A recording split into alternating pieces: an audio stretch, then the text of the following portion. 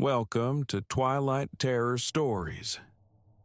Twilight is not just the end of day, it's the beginning of something else. A time when the shadows stretch and fear takes its first breath.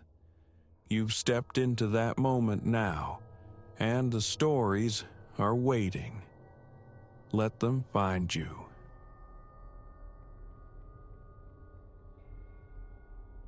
The summons arrived at 8:47 on a Tuesday morning, a crackle over the line. Mrs. Albright, apartment 4B, her voice thin and reedy, reporting aqueous incursions in her subterranean storage. Again, Mark the 3rd this month. She spoke of pools materializing nocturnally, of sodden heirlooms, the usual litany of basement woes. Groundwater weeping through tired foundations, surely, just as before. My toolbox, heavy with the promise of mundane repairs, felt familiar in my grip as I left the maintenance hub. Across the asphalt expanse, my exhalations plumed white against the chill air. Autumn had bled across the complex. Fallen leaves lay slick and decaying on the walkways. Building 4, a relic of the 60s, stood hunched and weary, its basement units notorious repositories of damp and shadow.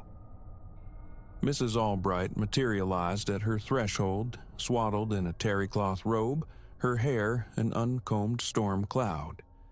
Fingers, bone white, clenched a ceramic mug. A tremor danced in her hands as she ushered me toward the basement descent. "It's progressed," she whispered, eyes wide. "Far worse. And something. The arrangement down there. I haven't laid a hand on it, but it's all wrong." At the stairhead, I slapped the switch. Fluorescent tubes stuttered thrice, then blazed into harsh, clinical whiteness, leaching color from the world below. A current of air, colder than October's breath should allow, coiled up from the depths. My work boots groaned on the wooden treads as I descended. The scent hit first. Not the familiar earthy musk of subterranean damp, but something acrid, metallic, stagnant pond water laced with oxidizing iron. Oddly, the concrete landing at the stair's foot remained bone dry, though the distinct plink, plink of dripping water echoed from deeper within. Mrs. Albright's storage cage occupied the furthest corner. My footfalls resonated strangely as I traversed the space, the echoes skittering, bouncing off unseen geometries, suggesting dimensions vaster than the known floor plan. I'd trod this concrete countless times, yet the very spatial integrity felt subtly warped. I reached her wire mesh enclosure and halted. The padlock gleamed secure. Inside, however, chaos reigned with an unsettling precision. The antique armchair, usually shrouded in plastic sheeting, perched precariously atop a teetering ziggurat of 3 cardboard boxes, tilted at an angle that mocked equilibrium. Her modest wooden bookshelf lay inverted, yet its contents, rows of paperbacks, remained nestled on their shelves, as if flipped by a hand that commanded adhesion itself. "You perceive it now?" Mrs. Albright's voice, startlingly close, made me flinch. I hadn't registered her dissent behind me. None of this was my doing. Yesterday, it was perfectly ordinary. I swear it. My flashlight beam sliced through the gloom, probing the cage's recesses. Then I saw it, the first pool, a perfect circle, perhaps 2 feet across, shimmering on the bare concrete. No overhead pipes wept, no fissure explained its presence. The surrounding floor remained utterly dry. Unlocking the cage, I stepped within.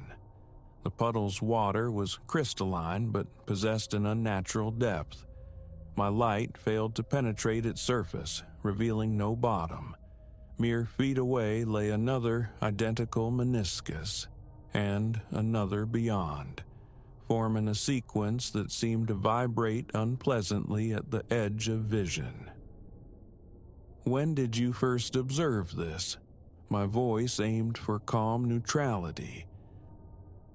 "Around 6 this morning. I came for some winter things and—" She hugged herself tighter, the mug a fragile shield against her ribs. The furniture was thus contorted, and initially just the one pool. But they propagate. I've been observing. Another manifests roughly every hour.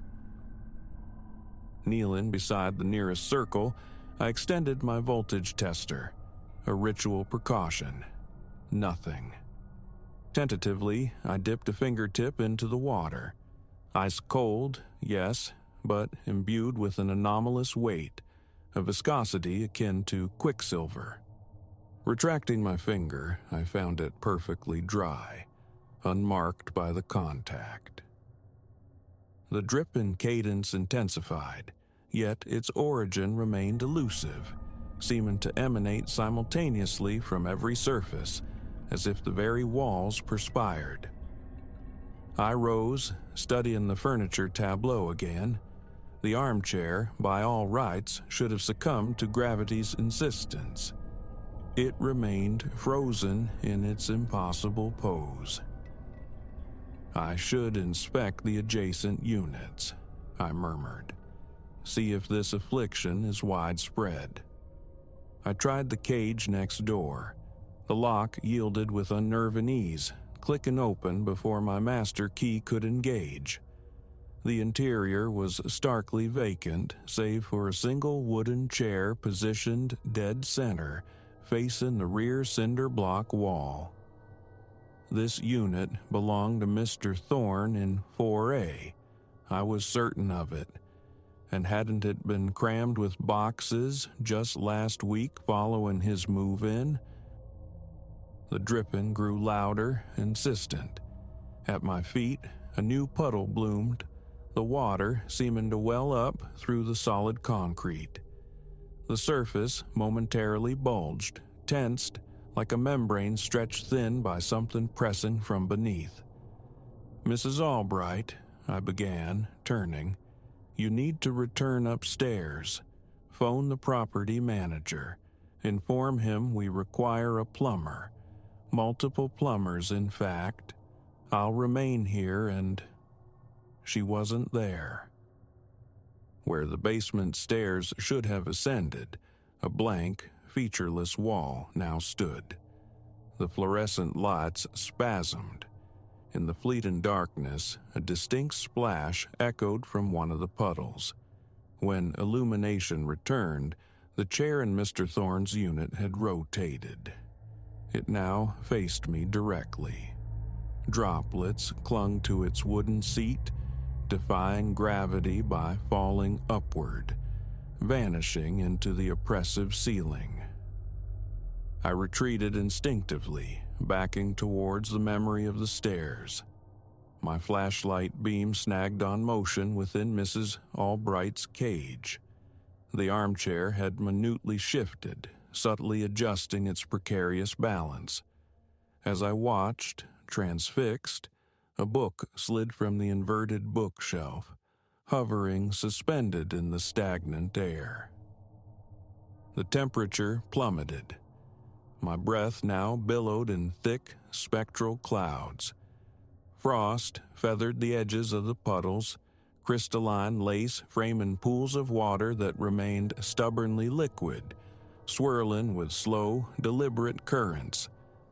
The dripping had coalesced into a rhythm, a muffled, syncopated beat, like a heart laboring behind plaster. Reaching the place where the exit had been, I pressed my hands flat against the concrete. It yielded slightly, felt disturbingly pliant, almost organic. My fingers left shallow impressions that slowly filled with weeping moisture. The wall seemed to pulse beneath my touch. A sharp crack reverberated through the subterranean space. I spun. The storage cages were beginning to deform, metal bars contorting at physically impossible angles. Water streamed from every joint, every vertex, but flowed not down, but sideways, upward, weaving intricate, liquid geometries in the air. The armchair in Mrs. Albright's unit finally surrendered its static pose. It levitated from its cardboard plinth, drifting like some monstrous thistledown on an unseen current. The protective plastic sheet rippled and sloughed off, revealing upholstery that seemed to writhe, a living textile. It rotated languidly until it faced me, and I saw the pattern had altered. It now depicted dozens of minuscule faces, mouths agape and silent, unending screams. My flashlight sputtered, then died. The overhead fluorescence followed suit, plunging the basement into absolute, suffocating blackness. In that void, I heard immense displacement, something large shifting within the water. Splashing sounds erupted from all sides, encircling me. Then, a noise like dry, ancient wood groaning under stress, mingled with the soft, abrasive scrape of furniture dragged across concrete. My fingers, numb and clumsy, fumbled for my phone.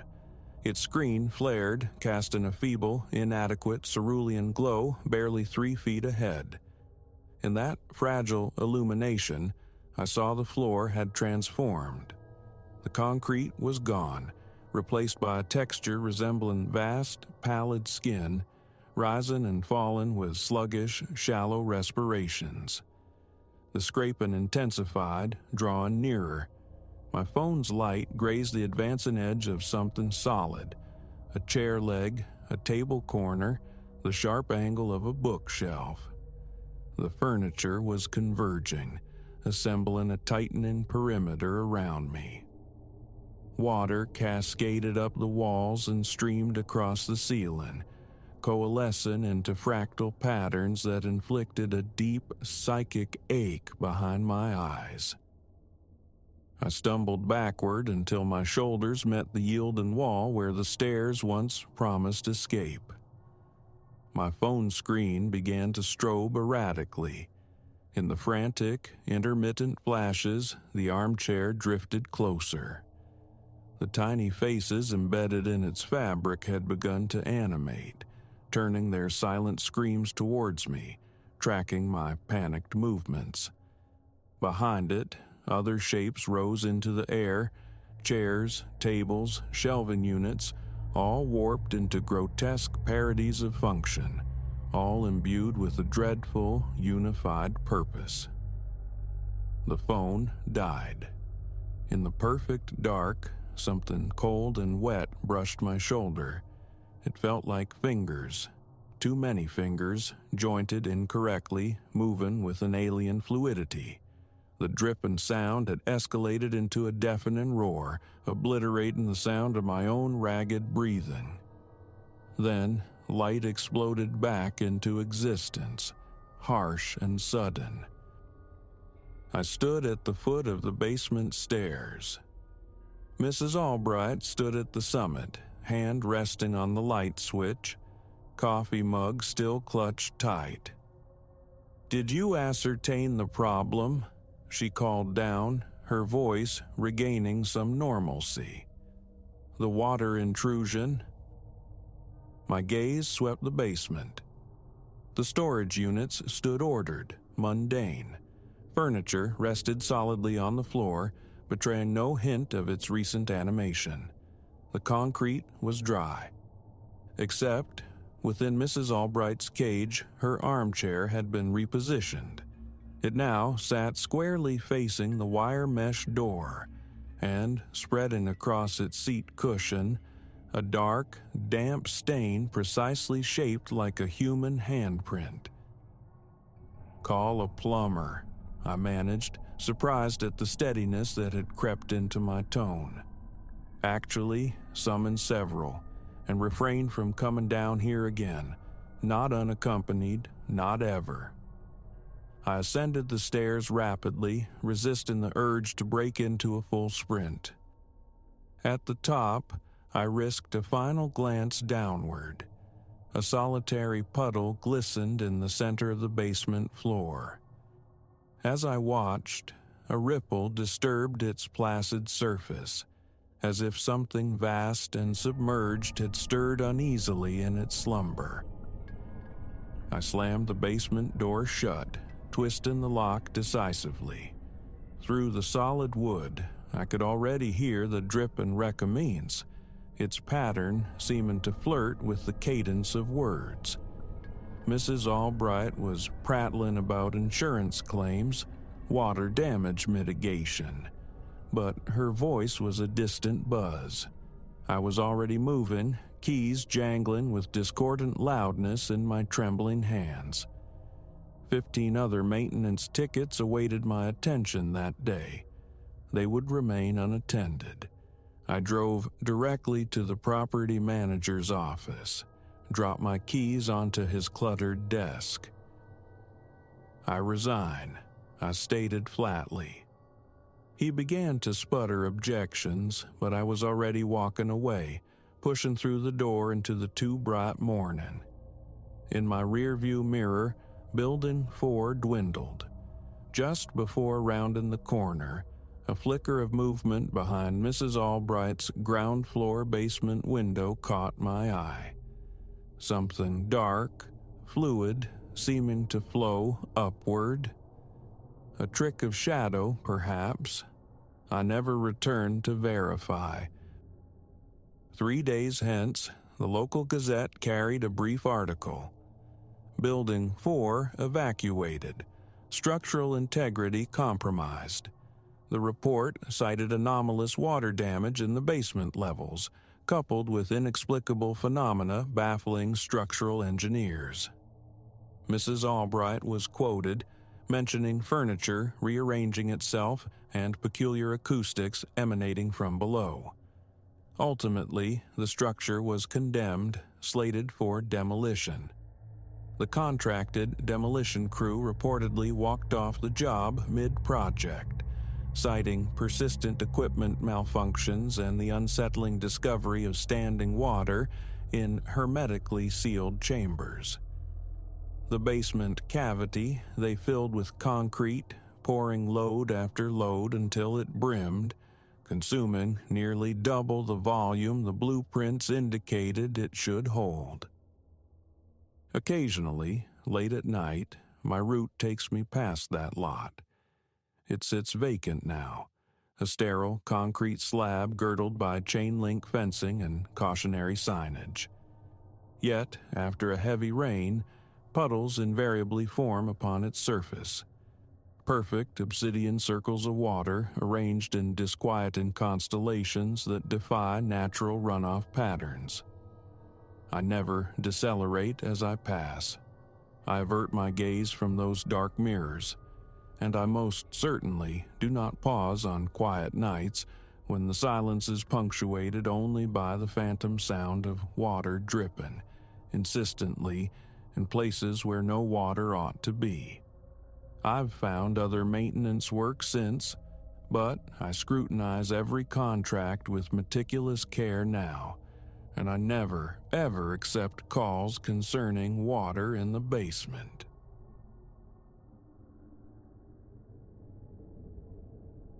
The brittle percussion of fallen leaves fractured the wood's profound hush beneath my boots. I halted, my exhalation misting visibly in the sharp, autumnal air. A wrongness permeated the stillness. The forest itself seemed suspended, expectant. Then a flicker. Movement glimpsed between the skeletal trees. Solitude was an illusion shattered. My pilgrimage into tranquility was abruptly twisted into a desperate scramble for existence. My name is Elias. The wild places have always been my truest home. Raised near the sprawling northern ranges, my youth was a tapestry woven with threads of forest exploration and mountain ascents. Now, nearing 30, the city's clamor still drives me back to seek refuge in nature's embrace whenever possible. This trip was conceived as a solitary balm. Just myself, the weight of my pack, and the promise of untrammeled wilderness stretching for miles. Hours had bled away under the canopy, lost in the quietude and the blazing spectacle of fall foliage. Yet, as the afternoon matured, that initial serenity frayed, replaced by a creeping disquiet. It began subtly, the sharp snap of a distant twig, an unseen rustling that skittered along the edge of hearing. Sounds ordinarily dismissed as woodland life now snagged my attention, tightening a knot of apprehension low in my gut. I tried dismissing it, attributing the noises to deer or squirrels, but an instinct deeper than reason whispered otherwise. Rounding a curve in the path, the sight that greeted me sent a glacial chill through my veins. Nestled in a small clearing lay a squalid encampment. This was no hiker's temporary shelter. Tarpaulins, weathered and stained, were strung erratically between trunks, forming a crude, labyrinthine shelter. An archipelago of empty tins and discarded bottles littered the leaf-strewn earth. Scrawled violently into the rough bark of a sentinel oak, 2 words screamed their hostile intent: "Keep out." My heart hammered against my ribs. Escape, immediate and swift, was the only imperative. I pivoted, intending to melt back the way I'd come, but coarse male voices, drawing rapidly nearer, froze me in place. Raw panic surged. I dove behind a substantial granite boulder, scrunching down, willing myself invisible. Through a fissure in the rock, I watched 3 figures emerge into the clearing. They were hard-bitten men, faces obscured by untamed beards, their clothing ragged. Each bore a rifle, held with casual menace. "Told you I heard something," one rasped, his gaze sweeping the perimeter with predatory intensity. "Probably just another city hiker. Think they own the damn woods." "Well," a second man offered a low, chilling chuckle, "if you did hear 'em, they picked a mighty poor day for a stroll." I held my breath captive, terrified that even the minute tremor of my body would betray me. They prowled the clearing, their search pattern inexorably closing the distance to my refuge. Staying hidden was a fleeting possibility. Discovery felt inevitable. Seizing a sliver of opportunity as their backs momentarily turned, I exploded from behind the boulder. Velocity was my only prayer. I plunged into the dense undergrowth, branches lashing my face, the forest floor a treacherous carpet beneath my pounding feet. Shouts erupted behind me, surprise turning instantly to fury, followed by the sickeningly metallic clack-clack of rifles being readied. "There, get him!" Fear lent an unnatural speed to my limbs. I flew, vaulting over decaying logs, ducking beneath grasping limbs, my previous sanctuary now a hostile maze. A gunshot cracked the air, the projectile pulverizing the bark of a tree mere inches from my skull. Wood splinters stung my cheek. I didn't falter, didn't dare a backward glance. I simply ran. Their pursuit was audible, a heavy crashing through the woods behind me. They possessed an intimacy with this terrain that I lacked. Time was not on my side. A desperate strategy began to form. Ahead, the ground dropped away into a narrow ravine. Without conscious thought, I launched myself down the steep incline, loose scree and soil cascading around me. At the bottom, a shallow overhang formed a rudimentary cave. It offered scant concealment, but it was the only chance afforded. I wedged myself into the cramped recess, pressing flat against the cold, damp earth.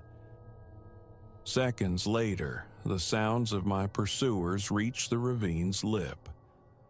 "Where the hell'd he vanish?" one snarled, frustration roughening his voice. "Can't have got far. Gotta be down there," another insisted. Breath locked in my throat, I listened as they scrambled down the embankment. Pebbles and dirt showered the entrance to my hiding place. I squeezed my eyes shut, praying they wouldn't probe too deeply. For an eternity compressed into minutes, they searched, their heavy boots crunching nearby, branches being thrust aside, shadows flickering past my narrow aperture. Every muscle fiber screamed with tension, coiled for a final, futile struggle. Then, blessedly, miraculously, "Nah, he ain't here. Must have pushed on downstream. Come on." Their receding footsteps faded into the forest's ambient sounds, but immobility held me captive. I remained pressed into that dark, confined space until my muscles cramped agonizingly and the ambient light filtering through the trees began to leach away into dusk. Only then did I risk emergence. My legs trembled as I clawed my way back up the ravine wall. Every nocturnal stir, every rustle of leaves sent jolts of adrenaline through me, convinced of their imminent return. Yet the woods remained undisturbed, settling into their evening rhythms. Reaching the main trail in darkness was unthinkable. Those men were still out there, potentially watching, waiting. My sole recourse was to press onward through the night, forging deeper into the unknown, putting as much distance as possible between myself and that menacing camp. As true darkness descended, the forest transformed into an alien landscape. Shadows writhed, morphing innocuous stumps and stones into lurking threats. An owl's sudden hoot nearly stopped my heart. Still, I pushed forward. Guided only by the cold indifference of the stars, I walked until exhaustion gnawed at my resolve. When the first tentative fingers of dawn finally probed the dense canopy, I was depleted, famished, utterly disoriented, but crucially alive. As the sun ascended, painting the eastern sky, I permitted myself a moment's respite, slumping against the broad trunk of a maple. My water was nearly gone, sustenance non-existent, my bearings lost. But separation from those men, from their violent intrusion, was a victory in itself. Just as I began to contemplate my desperate predicament, a sound utterly foreign to the wilderness reached my ears, growing steadily louder, the rhythmic thump, thump, thump of helicopter rotors. Rescue! My failure to return must have triggered an alert. Stumbling towards the nearest patch of open sky, I waved my arms with frantic energy as the aircraft materialized overhead. Relief washed over me in a dizzying wave as it spotted me and began its descent, nearly buckling my knees. The ensuing debriefing with park rangers and local law enforcement felt surreal, dreamlike. I recounted the squalid camp, the armed men, the terrifying chase. They listened with grim nods, confirming suspicions about a group of aggressive squatters who had been menacing visitors for months. "You got lucky," one ranger stated bluntly. Others who crossed paths with that crew weren't so fortunate. Driving away from the trailhead later, back toward civilization, the preceding 24 hours replayed in my mind, a jarring transition from serene communion to primal terror. I had stared into the face of genuine peril and endured. The forest, long my sanctuary, my place of solace and challenge, now possessed a starker dimension, imbued with an awareness of its inherent dangers, its profound indifference. Yet, paradoxically, this revelation didn't sour my connection to the wild. Instead, it fostered a deeper, more profound respect for its untamed heart. Pulling onto the highway, the asphalt humming beneath my tires, I knew my return was inevitable. Not to that haunted stretch of trail, perhaps, but back to the woods, undoubtedly. The ordeal, terrifying as it was, had unearthed something within me. A resilience, a resourcefulness, a courage I hadn't known I possessed. The next time I laced my boots, I would carry a heightened awareness, a sharper preparedness. But I would also carry a more vibrant sense of being alive, attuned to the raw pulse of nature. Sometimes illumination is found only in the deepest shadows. As for the men in the woods, the authorities pledged investigation. But a part of me understood that the forest guards its secrets fiercely, and some darknesses remain forever hidden. My gratitude for survival was immense. The lessons learned etched permanently onto the map of my future journeys.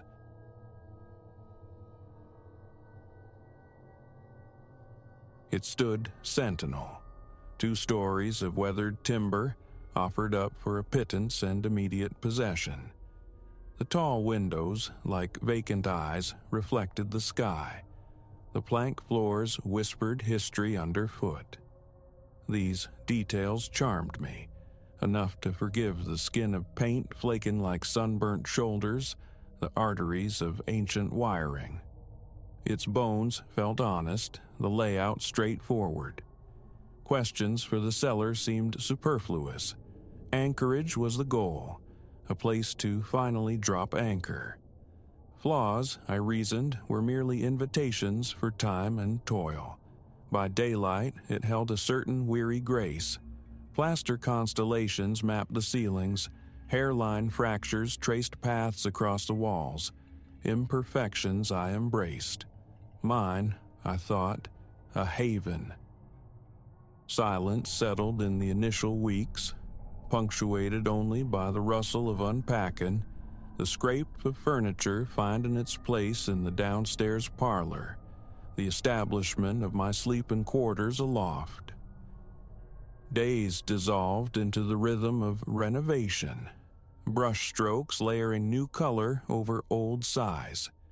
The acrid tang of paint clung persistently, a ghost I tried to banish with breezes through hoisted sashes. My spine protested the latter's constant demand, forcing interludes of rest. The house's electrical pulse seemed feeble. Lights would occasionally stutter, a nervous tick when appliances drew breath simultaneously. A future task, I murmured, shelving the concern. The first deluge arrived one evening, a percussive symphony on the shingles. Initially, the rhythm soothed, a watery lullaby drumming against the aged roof.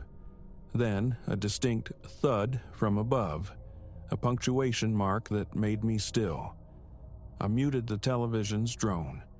Another impact, heavier, followed by a scuffling, like something dragging itself across the surface.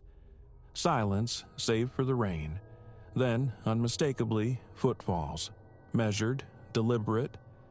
My pulse leaped, a startled bird in my chest. Was someone on the roof? Adrenaline surged, cold and sharp. From a kitchen drawer, I retrieved a torch. its weight a small comfort as I ascended the stairs, each tread cautious, my muscles taut with apprehension. At the upper landing, the attic hatch loomed. Balancing on a rickety stool, I pushed it upward. A sigh of stale air, thick with dust motes and the scent of decaying timber, descended. The torch beam sliced through the gloom, illuminating a cramped space ribbed with rafters and cluttered with forgotten cartons. Nothing stirred within. Above, the rain hammered relentlessly, yet the steps persisted, closer now, a wet, scraping cadence. Heart hammering, I hoisted myself into the suffocating darkness, navigating towards the small, warped door promising access to the roof. Loose nails and wood splinters crunched underfoot. Easing the door open, the storm assaulted me, wind-driven rain stinging my face. The torch beam swept across the slick, dark expanse. Empty, utterly empty. Yet, stark against the wet tiles, impressions lingered. Footprints, dark, distinct, undeniably fresh. They traced a path towards the roof's precipice, and simply ceased, vanished into the rain-swept air. A knot cinched tight in my gut. Icy water trickled down my collar, mirroring the chill spreading within. My thoughts scattered like startled crows. Was something concealed behind the chimney stack, near the gushing gutter? Nothing. A dry swallow. Retreating, I secured the small door, the bolt sliding home with unnerving finality. Back down the ladder, the attic hatch sealed, but my heart refused to slow its frantic rhythm. Sleep became an elusive phantom that night. Every creak of the settling house, every gust of wind jolted me upright, senses screaming. I reached for my phone repeatedly, the urge to call someone warring with a paralyzing embarrassment. Imagination, I chided myself, the word feeling hollow. Dawn broke, painting the sky in indifferent pastels. Outside, the world was washed clean. I circled the house's perimeter, eyes scanning for ladders, for any sign of intrusion against the damp earth near the walls. Nothing. The sodden yard offered no corroborating marks. Under the clear morning sky, the house resumed its daytime guise of benign neglect. I forced the unease down, tried to fence it off in a corner of my mind. A hasty breakfast, a conscious effort to propel myself forward, away from the lingering questions. A week hence, the sky bruised again, unleashing another tempest near the witching hour. I lay in my upstairs bedroom, the storm's prelude a rising crescendo against the window panes. Lightning split the darkness, briefly illuminating the room, each flash etching the memory of those rooftop prints onto my closed eyelids. A knot of anxious anticipation tightened in my gut. I extinguished the lamp, surrendering to the dark, my gaze fixed on the unseen ceiling. Perhaps an hour passed in near silence, broken only by the wind's howl. Then it returned, the sound of feet on the roof, louder this time, possessed of a frantic energy, pacing, almost running, back and forth directly overhead. My chest constricted. I could feel the frantic thrum of blood in my temples. Rolling from the bed, flashlight clutched like a talisman, I moved towards the hallway. My hands trembled as I reached for the attic hatch's cord. The folding ladder descended with a groan, protesting my weight as I ascended into the familiar dusty dark. The torch beam danced nervously, revealing only shadows and the faint, musty perfume of dampness, testament to the roof's porous nature. Then, the sound again, impossibly close, directly above. Saturated, heavy treads, like boots waterlogged and furious. Steeling myself, I traversed the attic floor towards the small portal. How? The question beat against my skull. How are they getting up there? I wrenched the door open and stepped into the maelstrom. Rain plastered my shirt to my skin instantly. The flashlight cut through the deluge, landing on the tiles. And there they were, fresh again. The same size, the same impossible path leading to the lip of the roof, near the overflowing gutters. They simply stopped, defying gravity, defying reason. My throat felt raw, constricted. I followed the trail, compelled, leaning cautiously over the edge. Below, only darkness and the gushing cascade of water streaming from the eaves. No rope, no ladder, just the void. A prickling sensation crawled up my spine, the profound, visceral certainty of being observed. I spun around, beams slashing wildly through the rain. Nothing, only the indifferent storm. Scrabbling back inside, I slammed the door, shot the bolt. Downstairs, heart a frantic drum against my ribs, hands unsteady, I toweled myself dry in the bathroom's harsh light, meeting the wide, haunted eyes of my reflection. Breath hitched in my chest. I left the bathroom light burning, a small defiance against the encroaching dark, and took refuge in the living room, waiting for the storm and the sounds to cease. But the feeling lingered, unseen eyes tracking my movements. I fumbled with my phone, seeking distraction, but the screen swam, meaningless. For another hour, the phantom footfalls came and went, a terrifying, intermittent haunting overhead. Daylight brought attempts at rationalization. Could it be a loose roof board, rattling in the gale? An animal, perhaps, seeking shelter. Yet the footprints mocked these prosaic theories. Too distinct, too large for any common creature, and their abrupt termination at the roof's edge remained an obstinate, chilling enigma. The thought of security cameras surfaced, only to founder on the logistics and a deeper reluctance, a fear of confirming the unbelievable, or worse, being labeled paranoid if I voiced my fears aloud. So I wrestled with the unease, pushing it down, hoping silence would starve it. Perhaps, I prayed, it was an anomaly, a freak occurrence never to be repeated. 2 weeks passed under deceptively calm skies before the next tempest gathered. That evening found me restless, pacing the confines of the living room, the television dark. I simply listened, waiting, the silence taut with anticipation. Around midnight, the wind rose to a keening howl, rattling the window frames like skeletal fingers. A cold dread bloomed in my chest. And then they began. The footfalls, heavier now, imbued with a frantic insistence, pounding in frenetic circles directly above.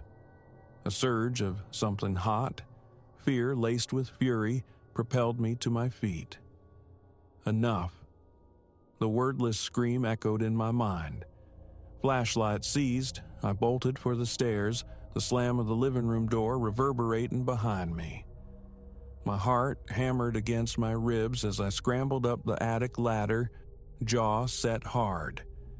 Yanking open the small roof access door, I bellowed into the roaring wind and rain. "Who's out here?" My voice was swallowed whole by the storm. The torch beam revealed the familiar, chilling pattern, wet prints tracing a maddening circle before arrowing towards the void at the edge. "Show yourself!" I screamed again, louder, fueled by desperation. Only the storm answered. And then that insidious prickle of awareness. Presence. Right behind me. I whirled, light stabbing the darkness. Empty space. My hand trembled, the beam quivering on the rain-lashed tiles.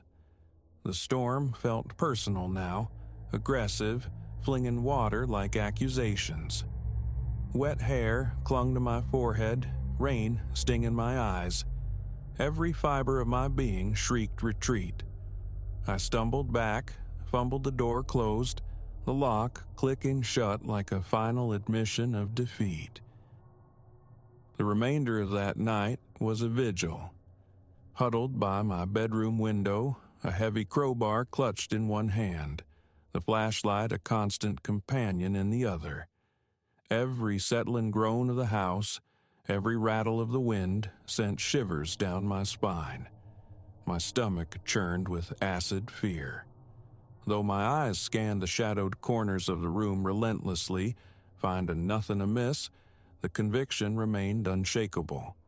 Something lingered just outside, pacing the roof, leaving its impossible signature. Watching. Something that desired entry. Dawn eventually bled through the clouds, silencing the storm but offering no peace. Exhaustion weighed me down, my body thrumming with residual adrenaline. Sleep had been a forgotten country.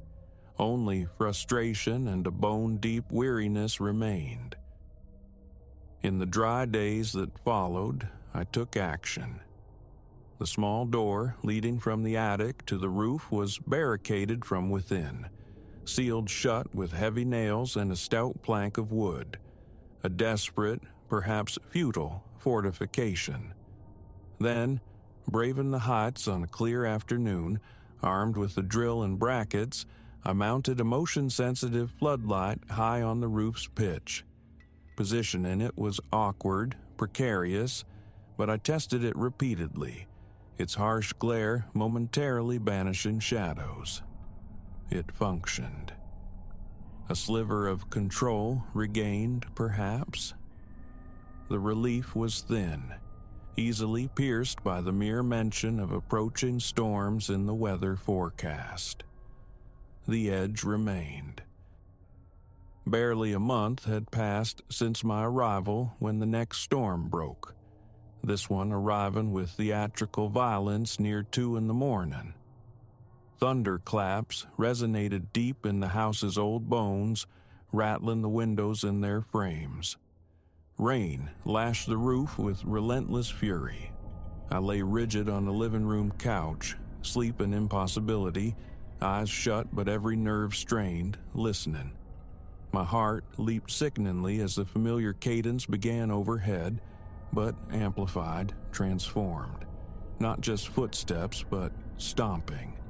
Heavy, furious, rhythmic impacts that seemed to shake the very structure. Then, a faint, intermittent wash of light filtered down around the edges of the attic hatch. The motion sensor triggered. A glacial coldness seized me. My pulse hammered against my eardrums. The board, the nails, I told myself, they'll hold. But the furious stomping persisted, then seemed to shift, traveling across the roof plane. A new sound joined the cacophony. A scraping, grating noise near the eaves, conjuring terrifying images of leverage, of prying fingers seeking purchase. Bile rose in my throat. Propelled by sheer terror, I launched myself towards the staircase, taking the steps 2 at a time, slapping at light switches as I ascended. The hallway bulb flickered erratically, fraying my nerves further. Reaching the sealed attic hatch, I saw the board and nails remained intact. Above, the motion light clicked on, off, on again, its rhythm dictated by the unseen presence. The footfalls continued their circuit. I pressed my ear flat against the wood of the hatch, breath coming in ragged gasps, sweat plastering my shirt to my back. I could hear the insidious drip of water finding its way through the aged roof, and beneath it, the sodden shuffle stomp overhead. Then, silence.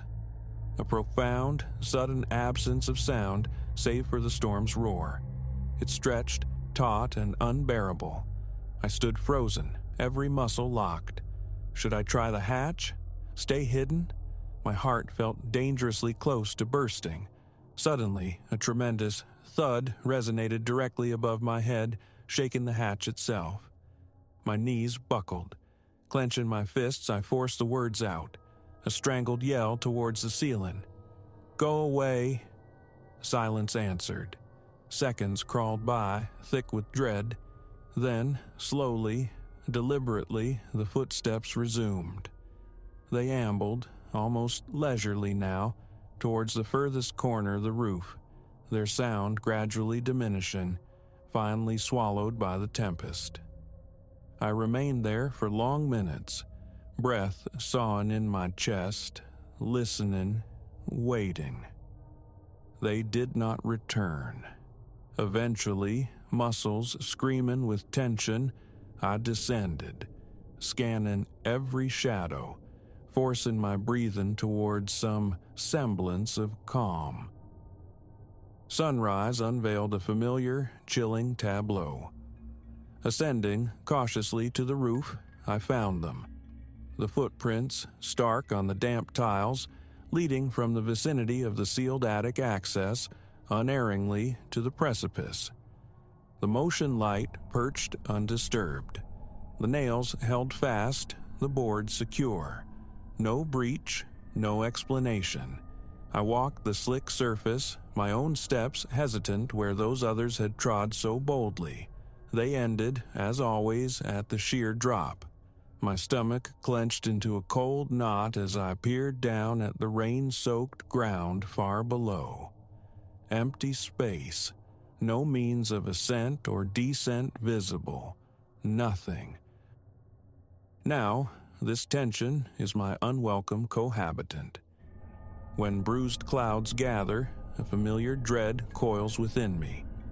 By day, the house retains its guise of a shrewd bargain, a place of potential.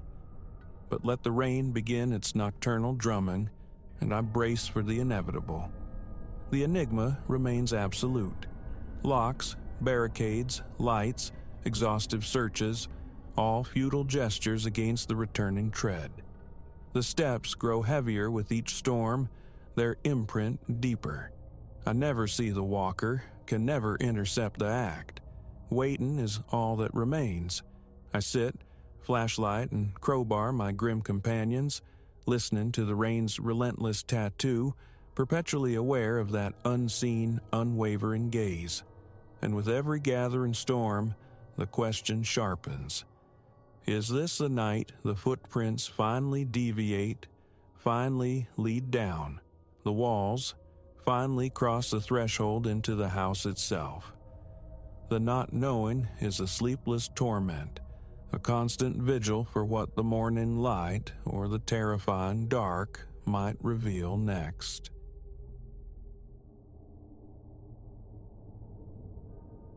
The reflection snagged me first, caught in the driver's overhead mirror, a shape hooded in shadow, and within that manufactured darkness, eyes. Even reflected, their focus felt absolute, a silent drilling into the back of my skull that sheared through the mundane hum of the night bus. This journey, I sensed with a cold, sinking certainty, would unravel differently. This was not just passage, it was something else. My name is Ilara. I navigate the labyrinthine corridors of postgraduate study at the City University. This particular night found me returning from a weekend cocooned in parental familiarity, a 4-hour trajectory back to academic rigor. Thrift dictated the night coach, a decision whose folly was only now beginning to bloom in the stale, recirculated air. An echoing cavern on wheels, the bus had swallowed only a handful of souls at the terminal. I claimed a seat adrift in the midsection, anticipating the dull solace of travel trance. But as the city lights dissolved behind us into fractured smears, and one by one The other passengers melted away into the anonymous darkness of intermittent stops. The passenger manifest dwindled starkly. Soon, it was only the driver, piloting us through the ink, myself and him, the silhouette occupying the rearmost bench. He hadn't registered initially, just another component of the transient scenery. Now, absence amplified his presence. A prickle, like static discharge, raised the hairs on my nape. Surveillance. I chided myself. Paranoia, the scholar's occupational hazard. Yet, each time my gaze drifted, guiltily, towards the mirror angled above the driver, the reflection snared me again. 2 pinpricks of awareness in the gloom beneath the cowl, unwavering, unblinking, fixed on me. The window offered no escape, only my own pale ghost superimposed on the rushing void outside. The engine droned its monotonous lullaby, punctuated by the occasional jolt from the road beneath, meager sounds against a silence that felt increasingly profound, weighted. After an interval, stretched thin as wire, I shifted, a deliberate migration towards the front. Gathered my bag, my coat, keeping my gaze averted from the rear, seeking sanctuary closer to the oblivious driver. A fragile peace settled, momentary as breath. Then, periphery registered motion. A flicker. He had moved too, mirroring my relocation, preserving the calculated distance between us. My pulse kicked, a frantic drummer against my ribs.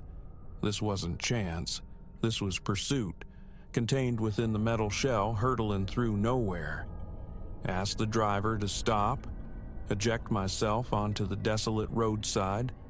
The thought conjured horrors worse, perhaps, than the known. My fingers scrabbled for my phone, a useless talisman. No bars. We were adrift in a pocket of digital silence, severed. The subsequent hour became a study in tension, each minute ossifying. I sat coiled, spine rigid, straining against the drone for any betraying sound from behind. Whispers of movement, a soft scuff. Each time my head snapped back, compelled, he remained static. An obsidian statue whose only sign of life was that relentless, burning gaze. Civilization began to reassert itself on the horizon, the faint sodium blush of the city's edge. Relief, tentative but real, started to unknot my shoulders. Almost there. Then the lurch. A violent shudder ran through the bus's frame. The engine coughed, sputtered, and died. We coasted to a halt on the shoulder, the interior lights flickering like dying synapses before extinguishing utterly. Blackness absolute.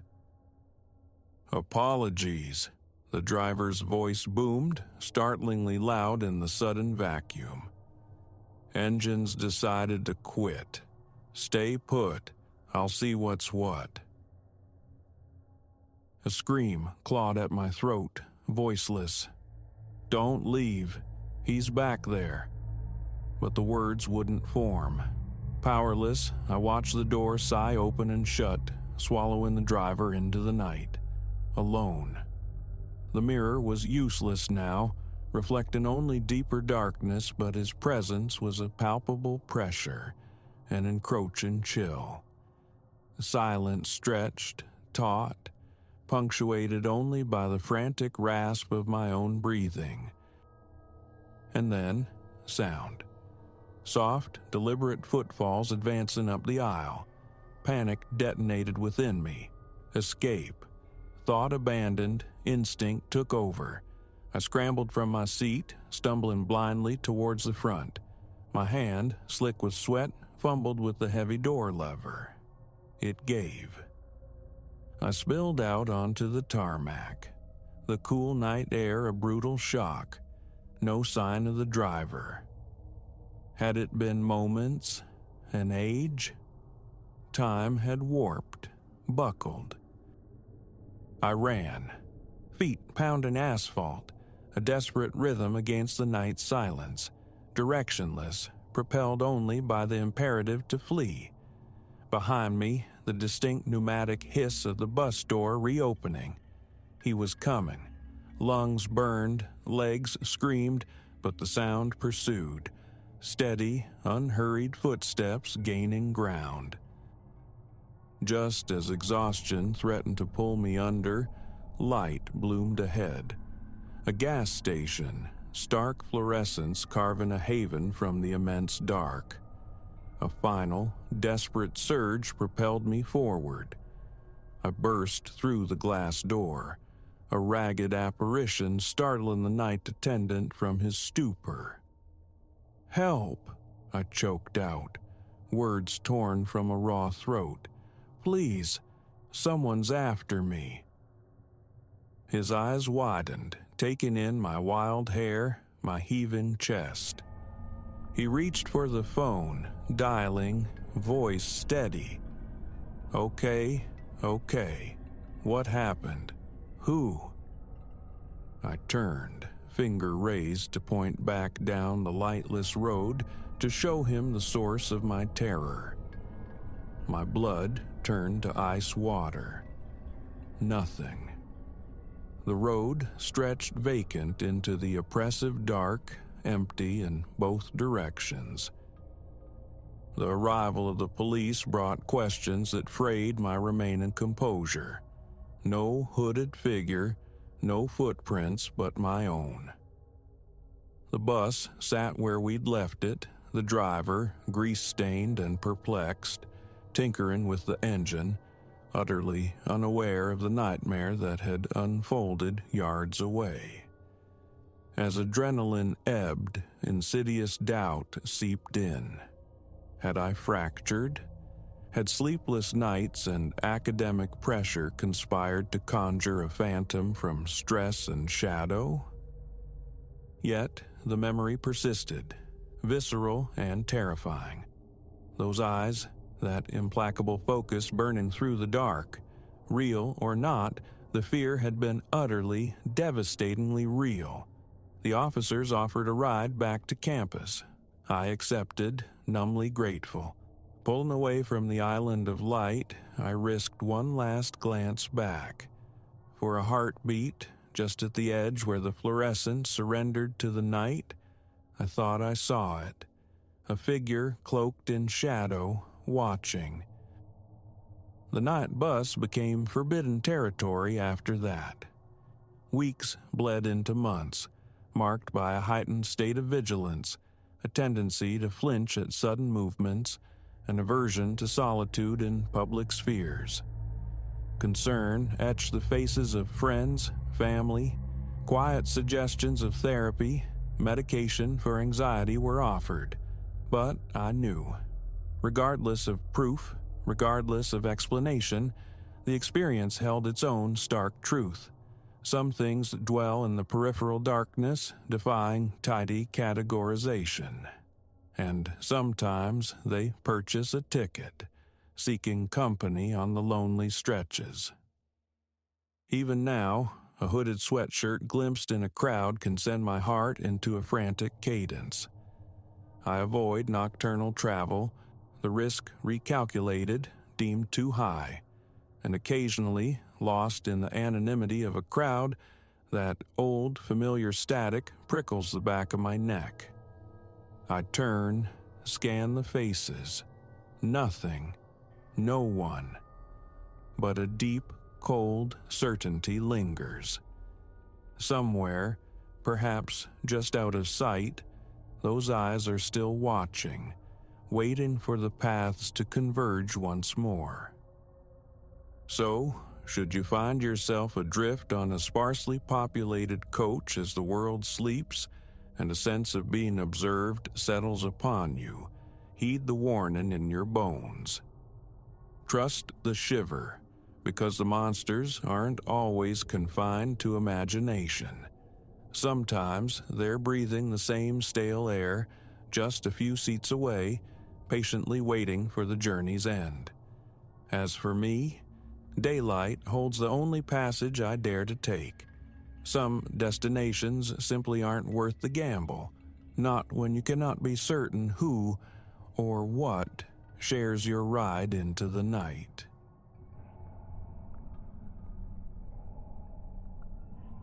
Some places exist outside the current, adrift in a stagnant sea of moments past. The very air within them holds its breath, heavy with the dust of stalled time. Such was the feeling that coiled around me the instant my foot crossed the threshold of the derelict lakeside lodge, the Grand View, they called it once. A trespass I never intended, born of another's curiosity, yet a violation whose memory remains etched, indelible. The genesis of this folly lay with Finn, amidst the clatter and grease-scented air of a roadside diner miles from anywhere significant. We were threading our way across the country, bound for pines and campfires with friends awaiting us further east. A woman, etched with the weariness of countless dawns seen through diner windows, replenished our coffee. Her words, dropped like stones into the quiet pool of our journey, spoke of the Grandview Lodge. Forsaken for generations, she murmured, perched on the lip of a placid lake just off the beaten path. Something had occurred there decades ago, a shadow none cared to illuminate, leaving the colossal structure to the slow consumption of nature and neglect. Finn, ever the magpie drawn to ruin's glint, ignited. "We have to see it, Elias," he'd urged, that familiar grin splitting his face. A tremor of dissent ran through me. The waitress's tone hadn't been casual, but weighted, a warning veiled in anecdote. Yet Finn's insistence, relentless as summer heat, chipped away at my resolve. "An hour, maybe 2. What's the harm?" he cajoled. "Imagine the photos." My intuition screamed caution, a silent alarm bells ringing in the hollow spaces of my chest. Foolishly, I yielded with a shrug. An old building, crumbling wood and stone. What horrors could truly linger? As dusk began to bleed into the sky, we navigated the route she'd sketched on a napkin. The road devolved into a narrowing ribbon, choked on either side by ancient trees whose branches interlaced overhead, forming a dense, whispering canopy. The world's familiar hum receded, swallowed by a profound hush, broken only by the rustle of unseen leaves. Then we emerged into an amphitheater of silence. Before us loomed the Grandview, a skeletal titan against the bruised twilight sky. Its grandeur was a ghost, haunting the decaying facade, the sightless, shadowed windows, the sway-backed roof lines. Ivy and opportunistic weeds scaled the walls like grasping fingers, reaching for balconies fractured by time. But it was the lake that truly arrested me. Cradled behind the hotel, glimpsed through a screen of skeletal trees, it lay like a mirror of obsidian stillness. Not a ripple, not a breath of wind disturbed its surface, a preternatural calm that felt less like peace and more like paralysis. It seemed suspended, holding its breath alongside the decaying edifice. Finn, characteristically, seemed immune to this disquiet. He was already out, striding towards the main entrance, anticipation etched onto his features. A glance back at the unnerving water, a shiver tracing my spine, and I hurried after him. The thought of being left alone in that pregnant quiet suddenly unbearable. The massive doors, surprisingly, yielded to Finn's push, groaning open with a sound like a dying breath. The air met us, thick and tactile, tasting of decades of undisturbed dust, mildew, and something else, something indefinably stale, like trapped memories. A cavernous lobby yawned before us, cathedral-like in its decay. A sweeping staircase ascended into shadow, lorded over by the tarnished skeleton of a colossal chandelier, its crystal tears long shed. Wallpaper, patterned with faded elegance, peeled away in strips, revealing the lath and plaster bones beneath. The floor crunched underfoot, a mosaic of shattered glass, fallen plaster, and the detritus of forgotten occupancy. It was textbook dereliction, yet infused with a palpable weight, the very atmosphere dense with unspoken history, a reluctance to let the past dissolve. Our footfalls were sacrilege in the sepulchral quiet, echoing disproportionately.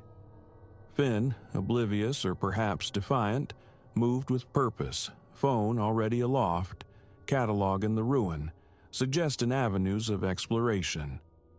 I attempted to mirror his enthusiasm, but a creeping dread intensified with each step deeper into the hotel's heart. The air grew leaden, compressing the breath in my lungs. Every sound seemed to hang suspended, refusing to fade naturally.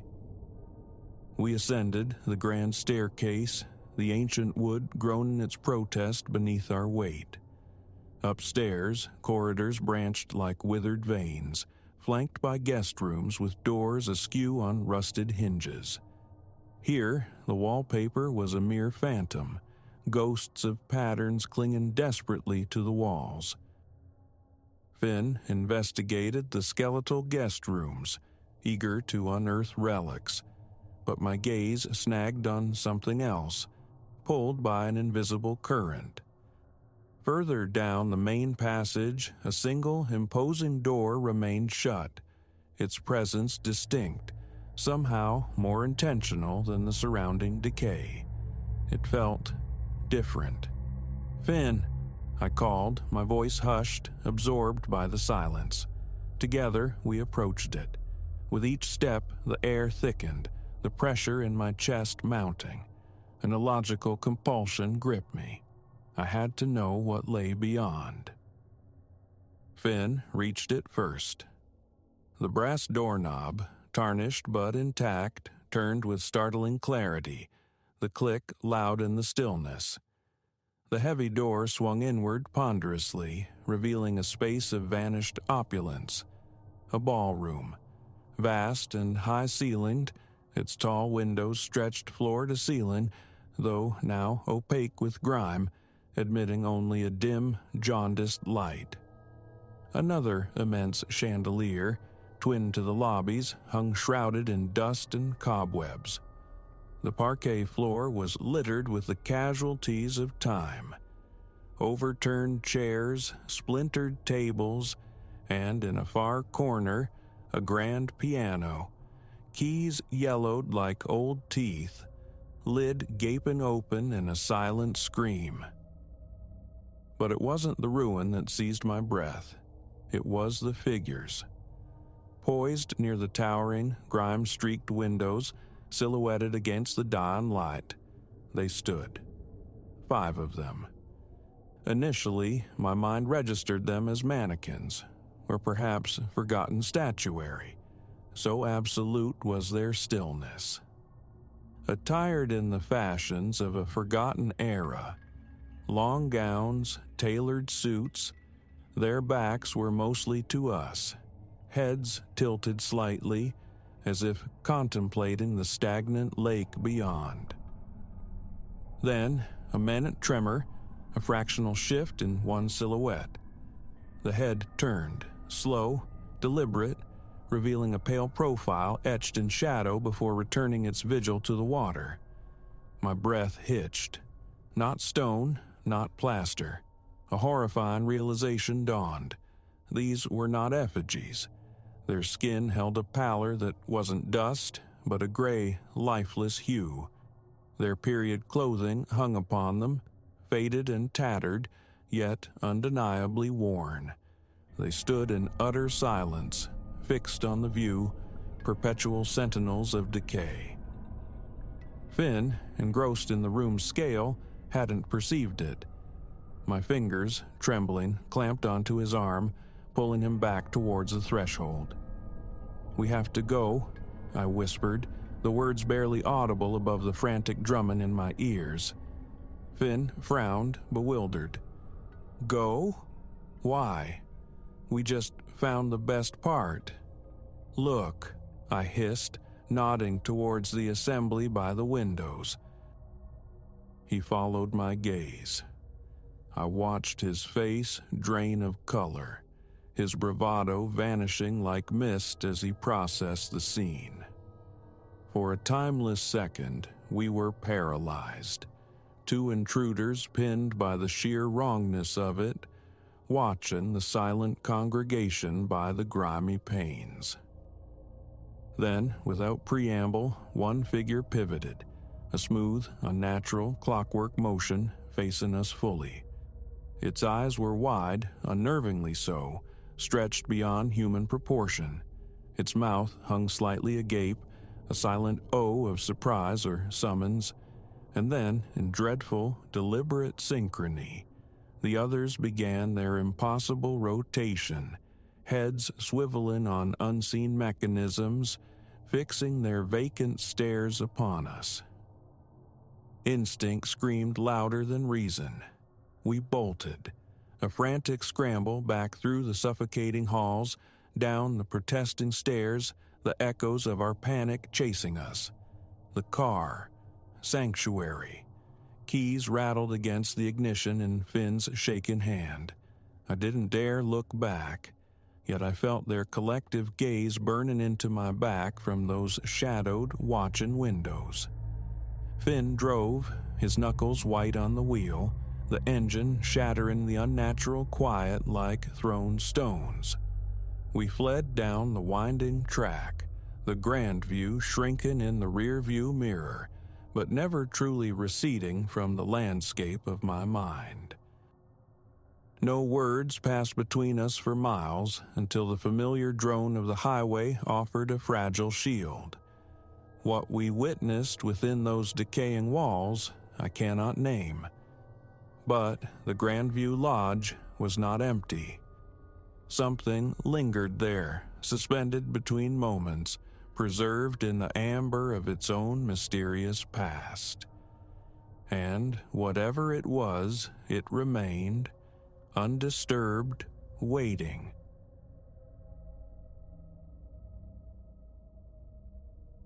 Confiding this, it doesn't come easily.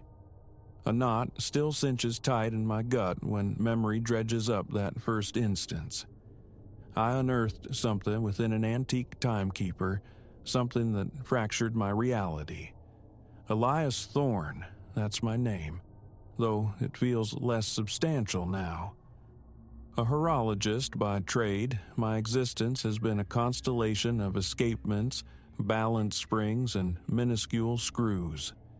The rhythmic pulse of a finely calibrated movement was my solace, until a hidden contrivance, secreted away in the belly of a towering, long-case clock, revealed itself. Time, for me, will never again be a simple, linear progression. Permit me to trace the genesis. I was cloistered in my atelier, a constricted alcove tucked behind the modest storefront.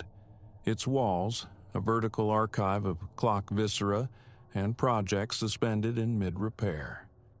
At the room's heart stood my scarred wooden workbench, bathed in the stark luminescence of articulated lamps, beside a swivel chair whose every protest echoed in the cramped quiet. That day, my attention was consumed by an imposing grandfather clock, its venerable frame scarred by time. The timber split, the brass dulled, its intricate heart stubbornly silent. I'd just extracted the primary gear train for meticulous cleansing when my eye caught an unfamiliar glint. A small, flush metal plate deep within the clock's casing. An unexpected deviation. My pulse quickened. Clandestine compartments were not part of the usual diagnostics. Employing a slender screwdriver, I delicately levered the plate free. Nestled behind it, swaddled in a scrap of aged velvet, lay a compact mechanism. I lifted it with reverent care, bringing it under the lamp's scrutiny. Palm-sized, intricate, it possessed gears, yes, but arrayed in a configuration defying horological convention. Unfamiliar toggles studded its surface.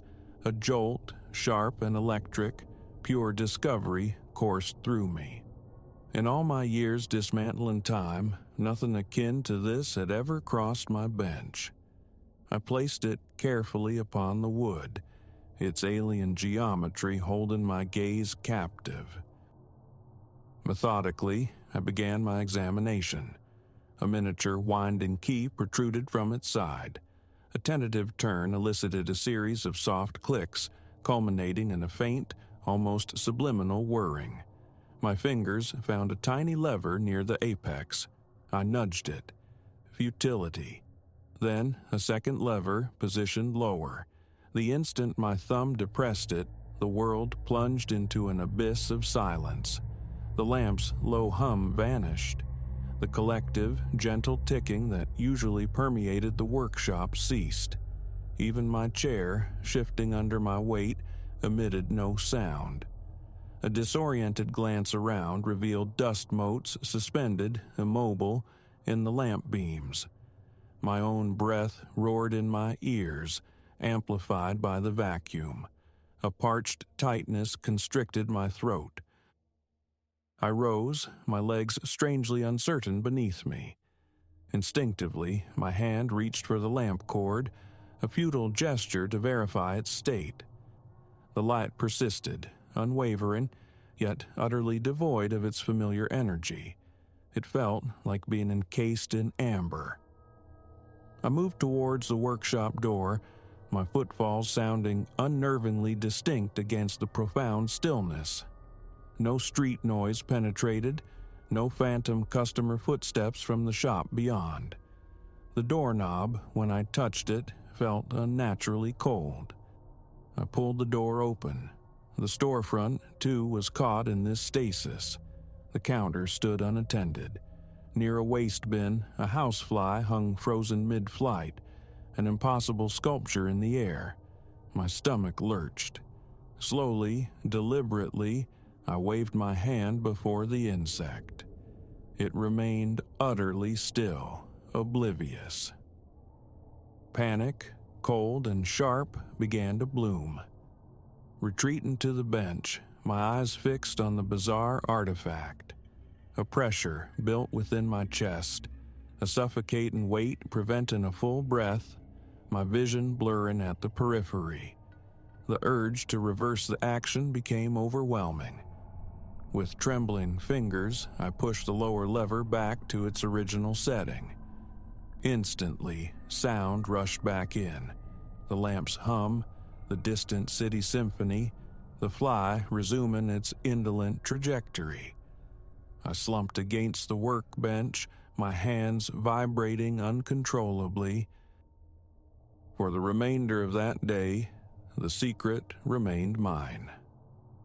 I forced myself back to the grandfather clock, feigning normalcy for the occasional patron, but my thoughts orbited relentlessly around the mechanism, now concealed beneath a utilitarian rag on my bench.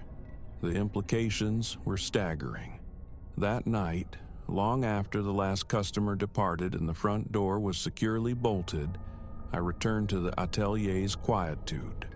The compulsion to understand, to verify, was undeniable. I wound the device as before, then, with a held breath, actuated the lower lever. Stillness descended once more. My lamp shone, a silent sentinel, but the only cadence breaking the void was the frantic drumming of my own heart against my ribs. One step, then another. The air felt viscous, resistant. I nudged a fountain pen from the workbench edge. It drifted downwards with agonizing slowness, suspended inches from the floor. A light touch sent it wafting slightly before I withdrew my hand. Then, the familiar constriction returned, tightening around my chest. A dizzying wave washed over me. Calm, I told myself. Stay calm. Reaching out, I snapped the lever back. Reality crashed in. The pen clattered loudly onto the worn floorboards as I gasped, drawing in air like a drowning man. There was a limit, a physiological boundary to this temporal suspension. In the ensuing days, my explorations grew bolder, albeit still confined to the workshop's solitude after hours. 30 seconds, perhaps slightly more, seemed the threshold before debilitating weakness set in. Pushing beyond brought vertigo and nausea. I practiced brief incursions into frozen time, halting the world, circumnavigating the room, repositioning small objects, then hastily restoring the flow. My few acquaintances, my loyal clientele, none were confided in. How could I articulate such a thing without inviting ridicule, or worse, avarice? The fear of losing it, or being deemed mad, kept my lips sealed. One evening, propelled by a reckless curiosity, I decided to venture outside while the effect was active. It was late, perhaps 8 or 9. The pavements were mostly deserted, though vehicles still traversed the nearby thoroughfare. Finding a shadowed alcove, I engaged the mechanism. Instantly, the world ceased. Cars hung motionless on the asphalt. I walked around a parked sedan, peering at the driver, frozen mid-reach towards the passenger seat. My heart hammered against my sternum as I drew nearer. A tentative tap on the window yielded nothing. I recoiled, the oppressive silence amplifying my solitude. My breathing grew shallow, the familiar thoracic pressure reasserting itself. And then, a flicker. Something indistinct moved in the periphery of the car's side mirror reflection. I spun around, eyes darting. Nothing. Only the empty, silent street. A prickling sensation traced my nape, though the air remained utterly still. Panic rising, I disengaged the device, stumbling back towards the sanctuary of my shop, lungs aching, cold sweat plastering my hair to my temples. My subsequent forays into the stilled world, undertaken over the following week, were increasingly unsettling. Each time I perceived anomalies, fleeting movements glimpsed from the corner of my eye. Sometimes a shadowy distortion slithering across the floorboards, other times a pallid, vaguely humanoid form lurking just beyond a threshold. My palms would grow slick, my pulse erratic. I took to leaving the workshop lights burning throughout the night, a flimsy ward against whatever lurked in the frozen dark. Late one night, determined to ascertain if these were mere phantoms of stress, I resolved to document the phenomenon. A small digital camera was positioned on the bench, set to record. I activated the mechanism. Of course, the camera froze along with everything else. A fool's errand. Undeterred, while time stood still, I ventured into the small back storage room, my gaze sweeping every corner, every shadow. My legs felt leaden, my mouth arid. I strained my ears against the profound silence. Then, unmistakably, a faint, grating sound. Metal dragged across concrete. My scalp tightened. I whirled around. Emptiness. Swiftly, heart pounding, I moved back towards the main store area. The pressure in my chest intensified, becoming painful. Seconds later, the limit reached. I was forced to flip the lever. Normalcy returned with a jarring suddenness. My heart felt dangerously close to bursting. Yet, I persisted. Shorter intervals. 5 seconds, 10. Each time scanning, desperate for a clearer view of the interlopers sharing this suspended dimension. One evening, during one such brief activation, I caught it. The silhouette of a figure near the rear exit. Tall, yet its edges seemed to waver, to ripple like heat haze. It shifted. My hands trembled violently. Breath hitched in my throat. My eyes stung. As it moved, a primal fear locked my muscles. The chest pressure surged, an undeniable command. I ended the time stop. When the world righted itself, the space was empty, but a palpable chill lingered in that corner. My appetite waned. Weight began to slip from my frame. Sleep offered little respite, haunted by indistinct shapes moving in the periphery of my dreams. The mechanism now resided in a small, sturdy safe locked away. I attempted to ignore it, to return to the comforting predictability of gears and springs. But the allure, the sheer impossibility of it, always drew me back. Each reactivation held the promise of understanding, yet delivered only further glimpses of those forms, sometimes vaguely anthropomorphic silhouettes, other times disturbingly malformed, elongated torsos, supernumerary limbs, always distant, always peripheral. Were they observing me, or simply existing? More than once, I contemplated destruction. I stood over a refuse bin, the device heavy in my palm, yet couldn't release it. The power, however brief, however terrifying, was intoxicating. Perhaps they were harmless, I reasoned. They never approached, never threatened directly.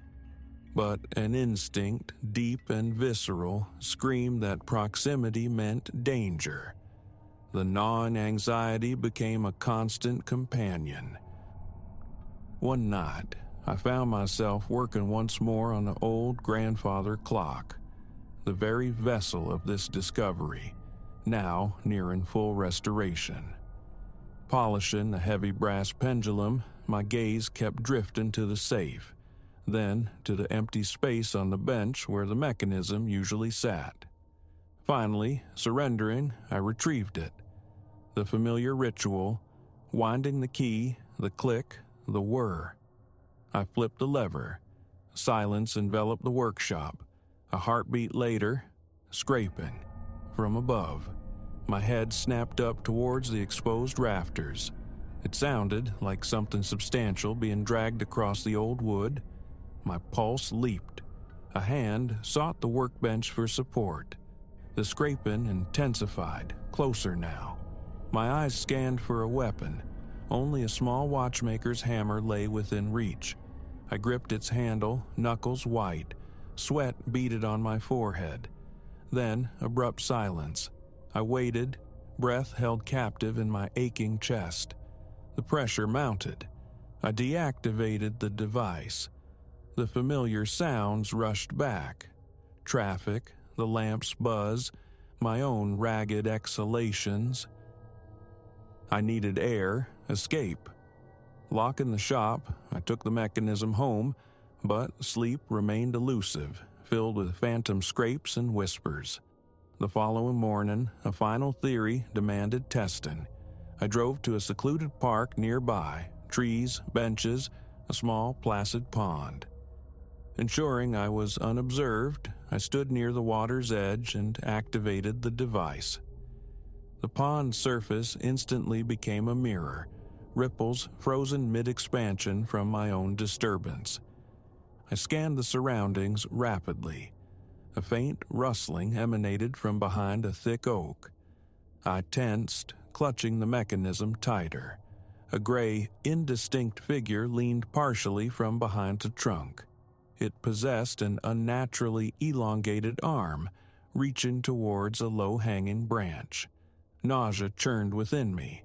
My pulse hammered against my eardrums. I could almost discern a face, but it remained frustratingly blurred, like breath fogging a cold mirror. It didn't advance, but simply regarded me. My eyes burned. My breathing grew rapid and shallow. Backing away slowly, deliberately, never breaking eye contact, I retreated. Then, turning sharply, I flipped the lever as I moved. The pond stirred back to life. Leaves whispered in a sudden breeze. Behind the tree, there was nothing. And so, I sit here now, back in my atelier, relating this burden. The mechanism rests in its steel cocoon, yet its presence radiates an unspoken question. Exhaustion is my constant state.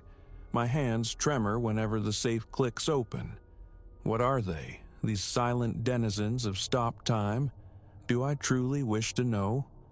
Part of me yearns to push further, to understand, perhaps even communicate. Another, wiser part screams to shatter the device, to obliterate the knowledge. For now, it remains locked away. A week has passed since I last touched it. Yet my eyes still dart involuntarily to the shadowed corners, half expecting a flicker of movement, a shape coalescing from the dust motes. My heart seizes at any unexpected reflection, any trick of the light. What transpires in those frozen interstices of reality? How did these entities arrive, and how long have they lingered?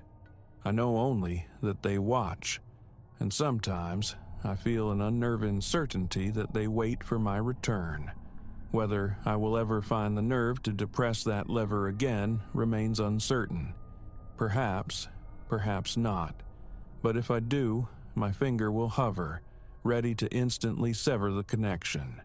That much is clear, because the silence of that suspended world grows heavier, more malevolent with each intrusion, and my luck feels perilously thin. That is all I can impart. The unease persists, a phantom presence just beyond sight. So, I will speak no more of it. But you inquired about the beginning. There it is. And that is why the steady tick of a clock no longer brings me peace.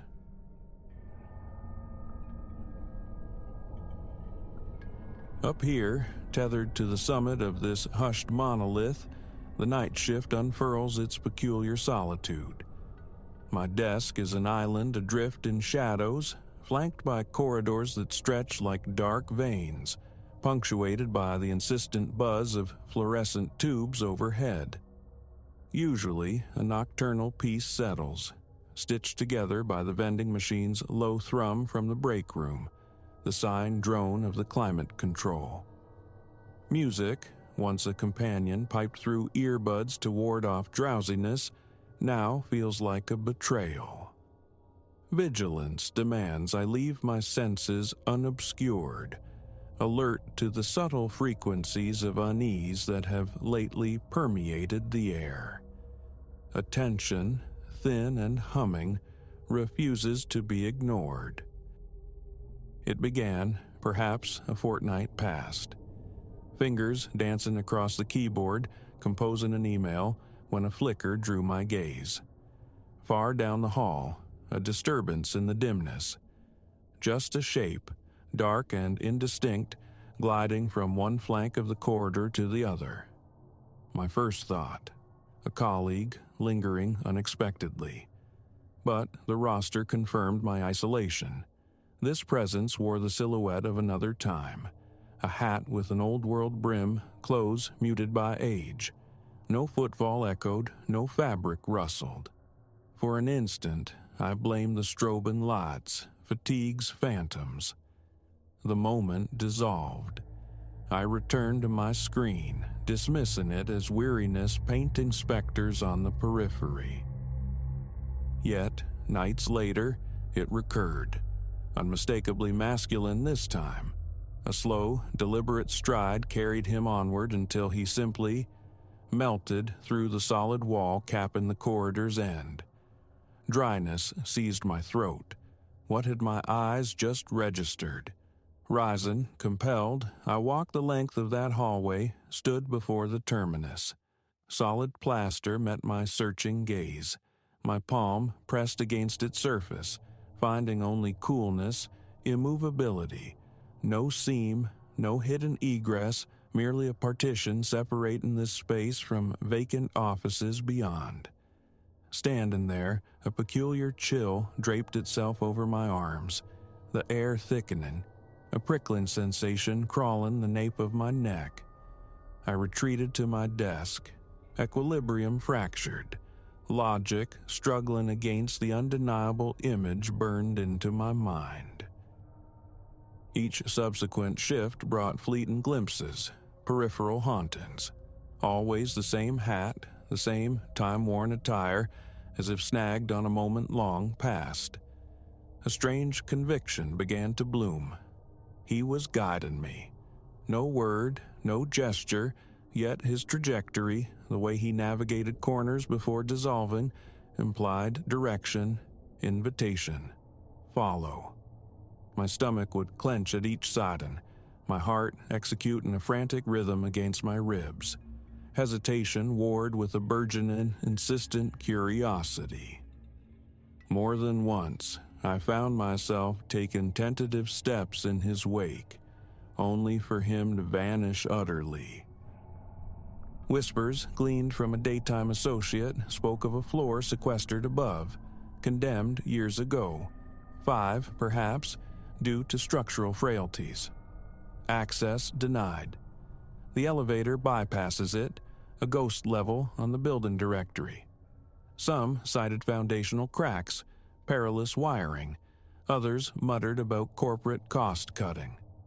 Irrespective of the reason, it remained forbidden territory, potentially reachable only via service stairs, themselves chained and padlocked. A connection sparked, unwelcome but insistent, linking this forgotten stratum to the figure pacing my lonely vigils. Instinct whispered that this sealed floor was his destination, his silent summons. Ignoring the pull became a nightly struggle against an unseen tide. One night, resolve hardening, I decided to confront the hallway itself, the stage for these apparitions. Flashlight clutched like a talisman, murmuring excuses about erratic wiring, I advanced toward the corridor's far reach. My pulse hammered a frantic beat in my ears. Here, the lights flickered with greater abandon, the paint surrendered in curling flakes, the air hung heavy, damp, smelling of stagnant water and decaying paper. My own footfalls seemed unnaturally loud in the stillness. I paused repeatedly, scanning, listening, hoping and dreading to catch sight of him. Nothing, initially. Reaching the end wall, I swept the flashlight beam across its surface. No hidden lines, no concealed doors. Resting my hand flat against it, I detected a subtle unevenness. The ghost of a fissure, perhaps, beneath the layers of paint. Then, a faint shuffling sound whispered from behind.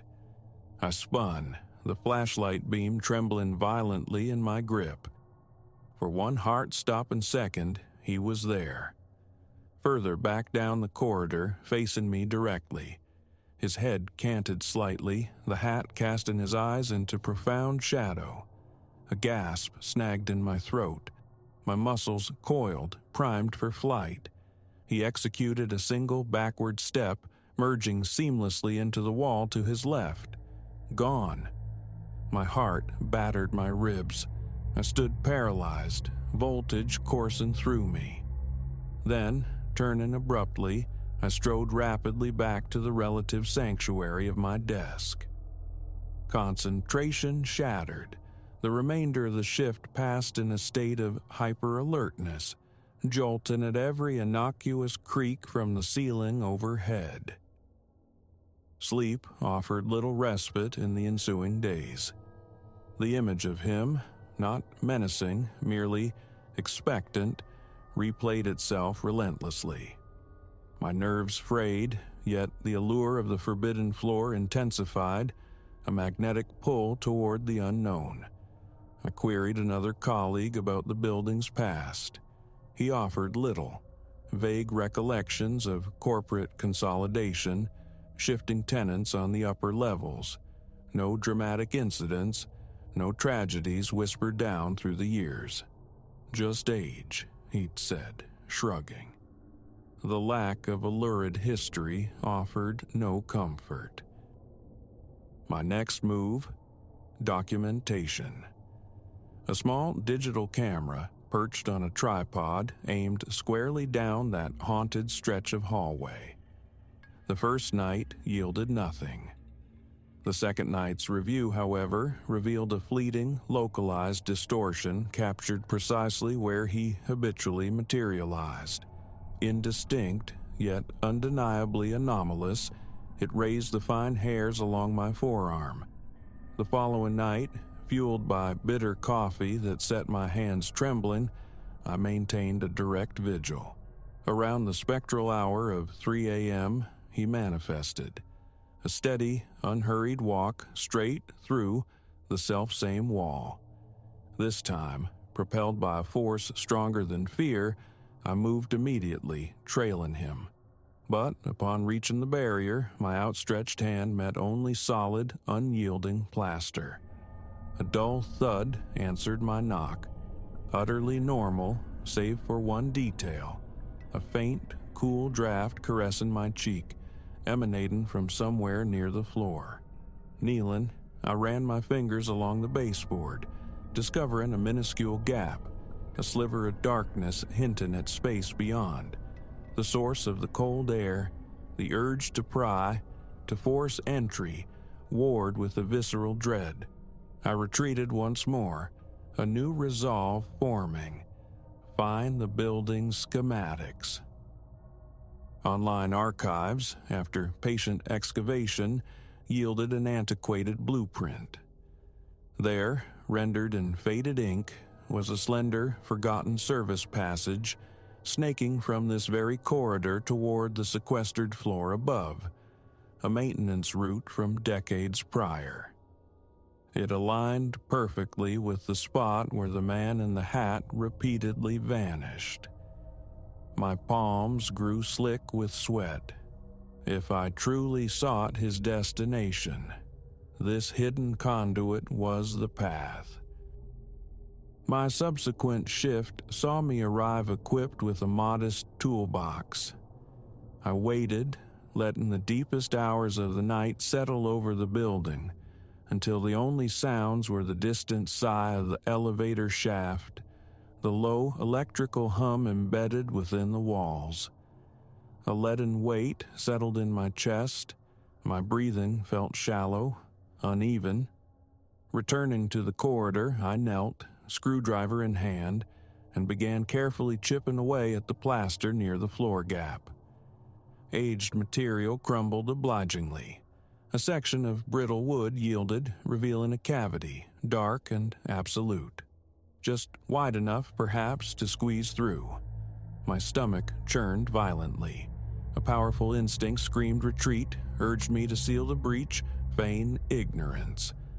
But curiosity, now a burning fever, overruled caution. Taking a steadying breath, I wriggled into the opening. Pitch blackness engulfed me. My flashlight beam sliced through the void, illuminating a narrow crawl space redolent of damp concrete. Rough-hewn walls pressed close, exposed pipes snaking overhead like metallic entrails.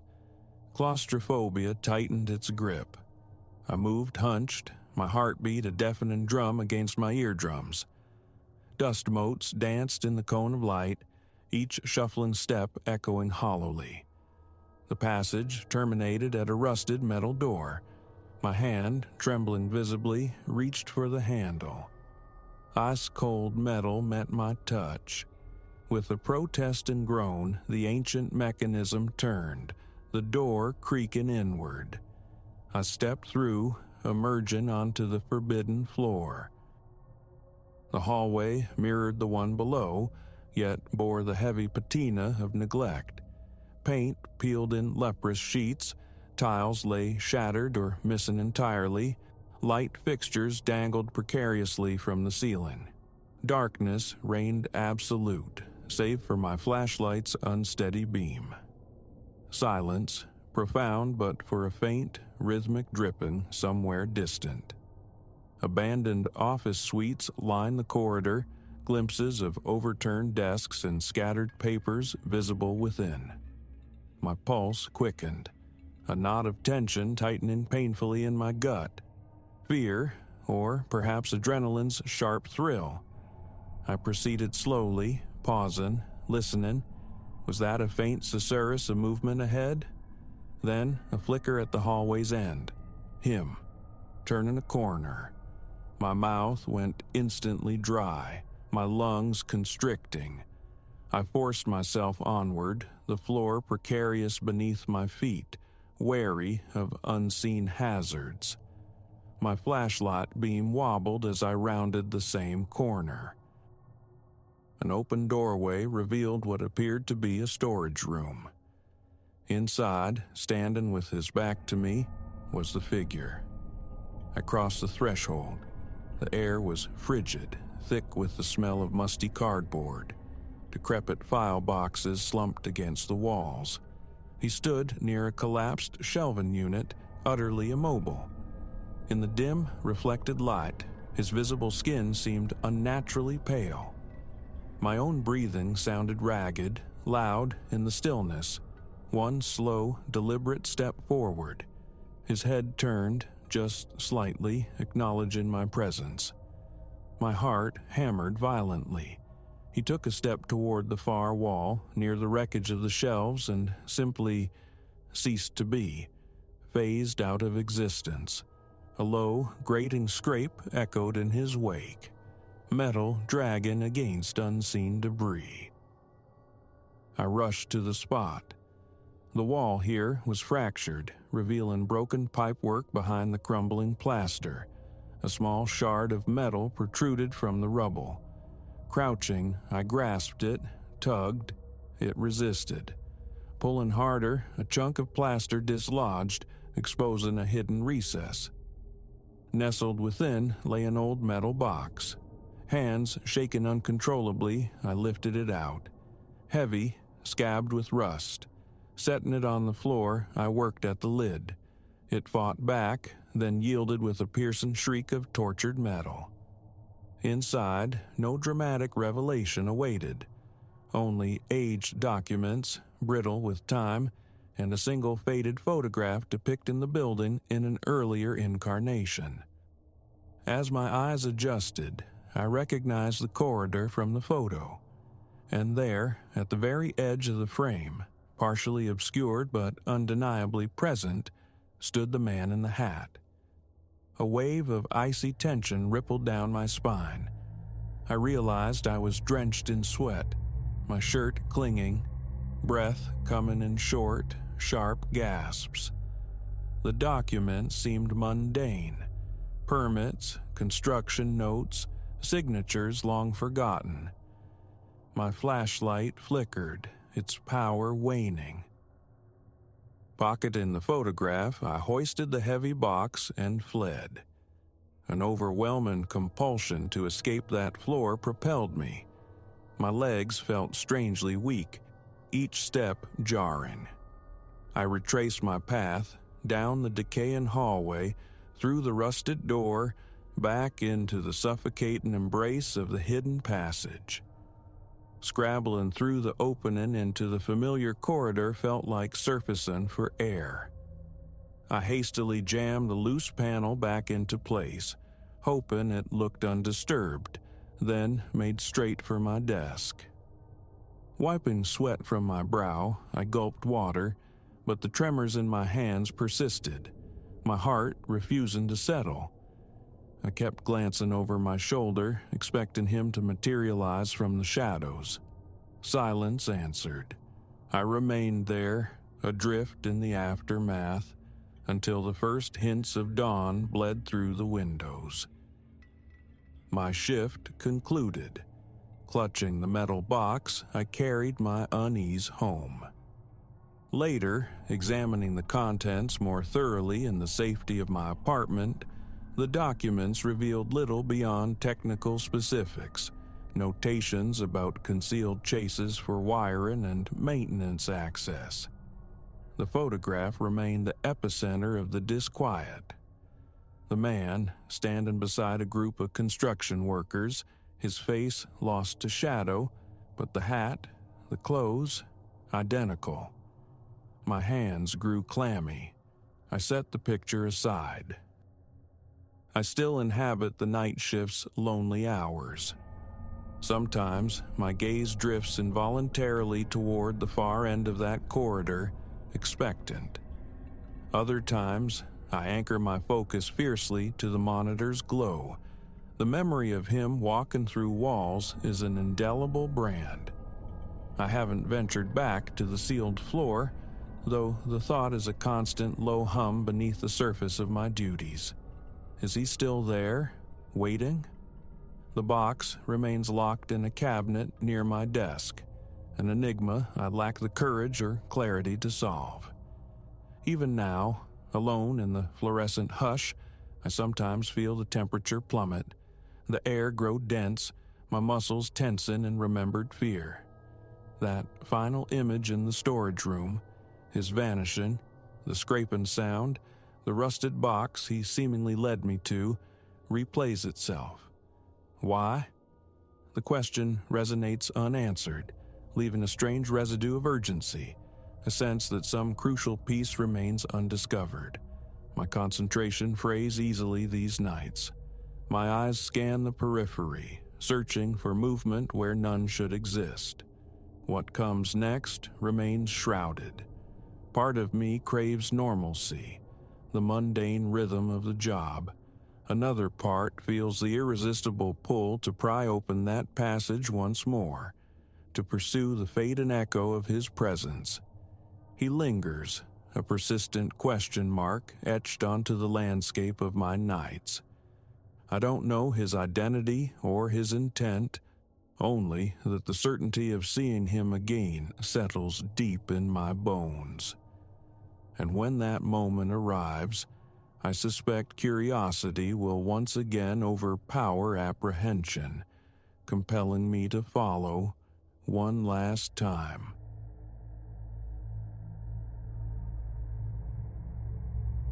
The air hung thick, a cloying duet of sterilization and something nauseatingly saccharine, a scent that curdled deep in the gut.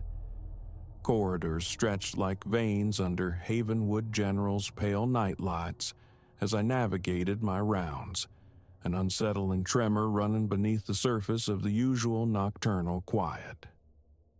Something felt aberrant tonight. The silence wasn't peaceful. It vibrated, taut with an unnameable tension.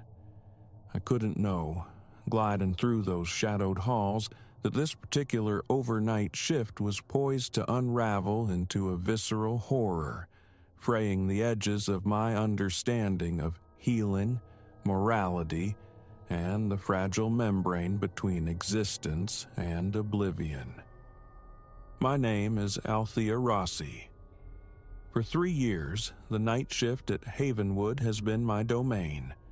I'd witnessed the spectrum, the shattered bodies miraculously mended, the quiet surrenders to illness, the messy, unpredictable pulse of human fragility.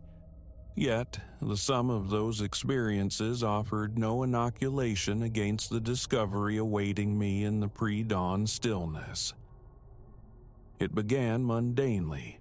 The familiar rhythm of patient checks, the soft squeak of my shoes on linoleum, medication administration, charting the slow passage of hours. Havenwood slept mostly. Patients drifted in medicated tides, and the sparse night crew moved with the practiced quietude of those who thrive in the world's off hours. I'd just left Mrs. Petrov in 305, ensuring her comfort when the anomaly registered. Room 307's door, firmly shut. A deviation. Standard practice dictated open doors for observation, barring specific patient requests for privacy. None existed for this room, not that I recalled. Drawing nearer, I caught the murmur of voices seeping from beneath the door. One low, insistent, the other a faint, strained whisper. My fingers hovered over the cool metal of the knob. A primal warning shrieked silently within me. Turn back, ignore this, fade into the hallway's shadows. But the ingrained mandate of care, the nurse's imperative, won out. A soft rap, then I eased the door inward. Is everything all right in here? My voice aimed for casual, a flimsy shield against the scene unfolding. It was grotesque in its quiet intensity. Dr. Eris Thorne, a surgeon whose skill commanded near reverence within these walls, stood poised beside the bed. Not examining, no. He held a syringe, its contents shimmering with an unnatural, viscous quicksilver luminescence, aimed towards the elderly gentleman admitted merely for routine monitoring.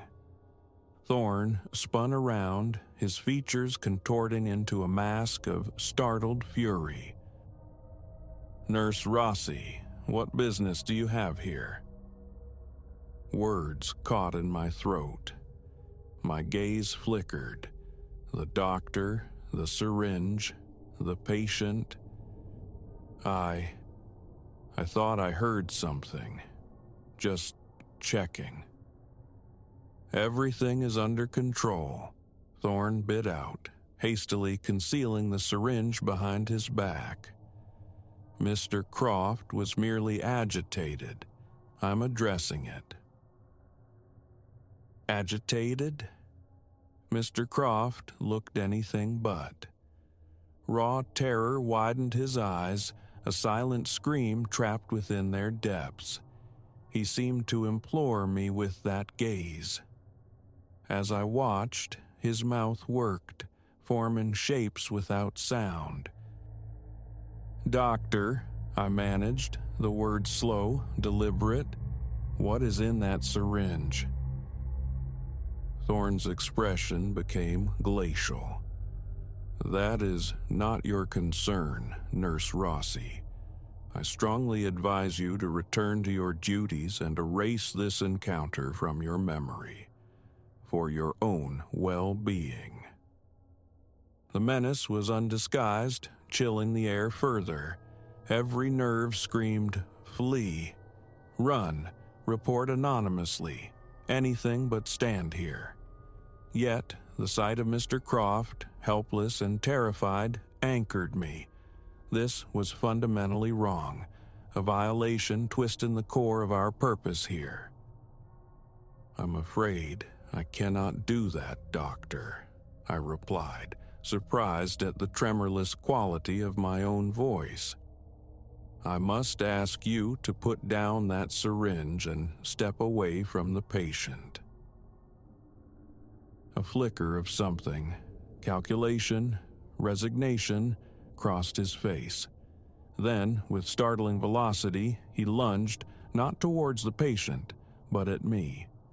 He shoved hard, sending me stumbling backward, my hand catching the bedrail to break my fall. By the time I righted myself, Thorne had vanished, the door clicking softly shut in his wake. I whirled back to Mr. Croft, adrenaline surging. Are you hurt? What did he do? No answer came. Mr. Croft's eyes rolled upward, his body seized by violent convulsions. Monitors shrieked, alarms blaring as his vital signs went haywire. Instinct took over. "Code Blue, room 307. I yelled into the hallway intercom, initiating CPR, my hands working rhythmically against the frail chest. The ensuing minutes dissolved into a controlled chaos of the crash team's arrival, shouted commands, the desperate ballet of resuscitation. We fought, a frantic bulwark against the inevitable. It wasn't enough. At 3:47 a.m., Silas Croft was pronounced dead. As the team dispersed, leaving me amidst the sterile aftermath to tend to the body, my thoughts spun wildly. What had I interrupted? What lethal concoction filled that syringe? And why would Eris Thorne, paragon of surgical excellence, be caught in such a damning act? Reporting this felt imperative, yet a cold dread settled in. If a physician of Thorne's stature was involved, how deep did this rot go?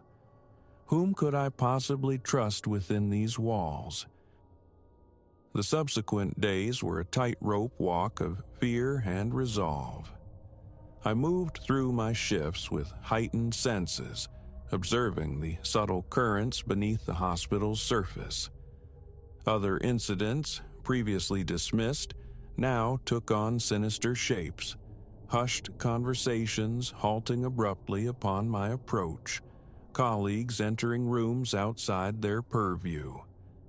More chillingly, a pattern began to emerge.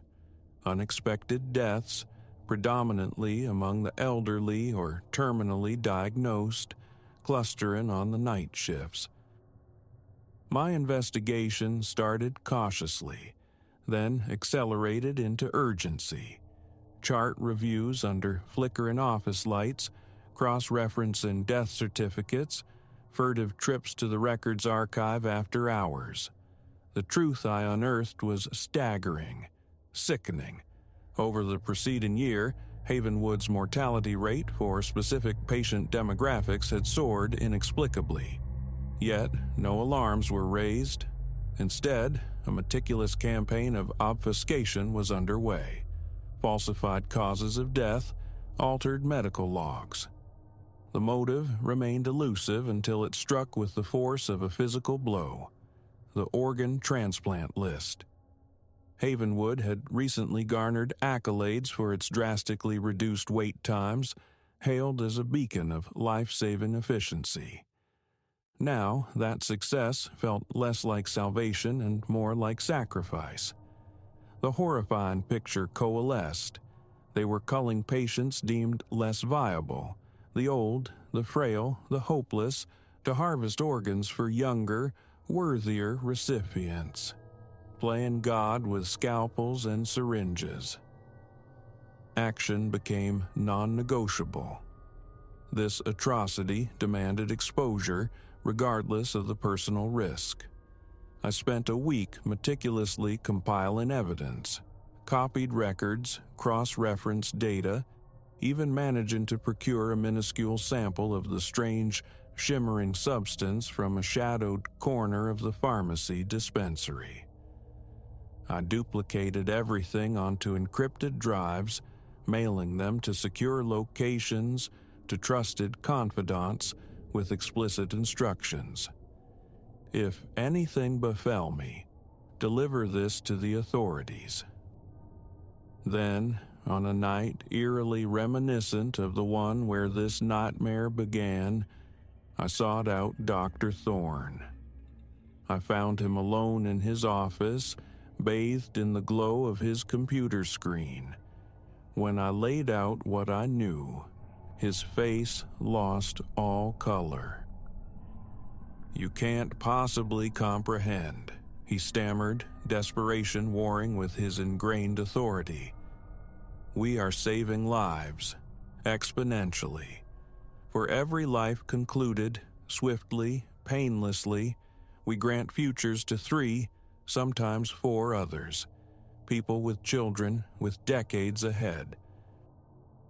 "That decision was never yours to make," I retorted, my voice trembling not with fear, but with a profound, righteous anger. "You swore an oath.